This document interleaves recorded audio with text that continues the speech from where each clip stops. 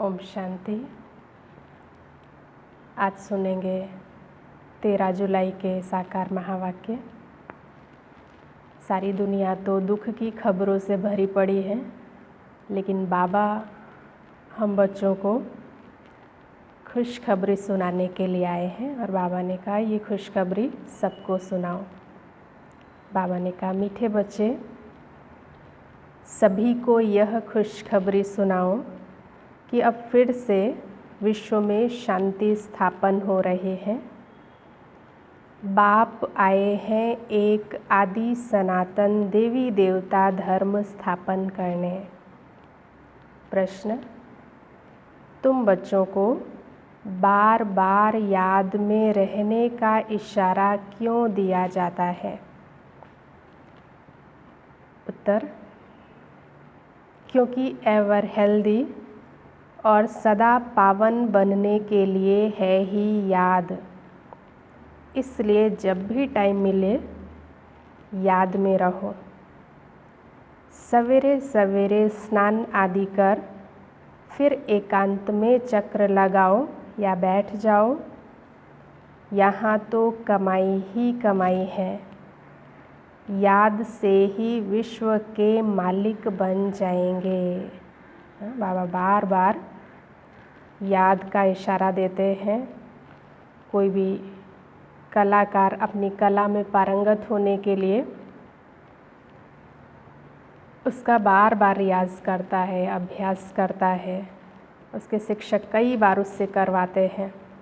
जैसे बाबा भी हम बच्चों को जब तक उस संपूर्णता की अवस्था को प्राप्त नहीं कर लेंगे तब तक बाबा हम बच्चों को याद का अटेंशन, आत्म अभिमानी बनने का अटेंशन दिलाते रहेंगे।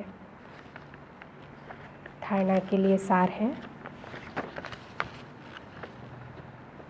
पहली पॉइंट, हम विश्व में शांति स्थापन करने के निमित्त ब्राह्मण हैं। हमें बहुत बहुत शांत चित्त रहना है।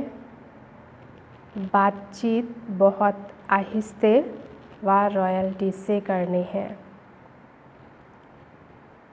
दूसरी पॉइंट, अलबेलापन छोड़ याद की मेहनत करनी है। कभी भी होपलेस नहीं बनना है। वरदान, विकारों रूपी सांप को भी शैया बनाने वाले विष्णु के समान सदा विजयी निश्चिंत भव। जो विष्णु की शेष शैया दिखाते हैं वो आप विजयी बच्चों के सहज योगी जीवन का यादगार है। सहज योग द्वारा विकारों रूपी सांप भी अधीन हो जाते हैं। जो बच्चे विकारों रूपी सांपों पर विजय प्राप्त कर उन्हें आराम की शैया बना देते हैं वो सदा विष्णु के समान हर्षित व निश्चिंत रहते हैं। तो सदा यह चित्र अपने सामने देखो कि विकारों को अधीन किया हुआ अधिकारी हूँ।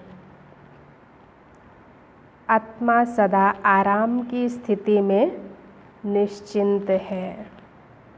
ये चित्र सदा अपने सामने देखो कि विकारों को अधीन किया हुआ अधिकारी हूँ। आत्मा सदा आराम की स्थिति में निश्चिंत है। स्लोगन, बालक और मालिकपन के बैलेंस से प्लान को प्रैक्टिकल में लाओ।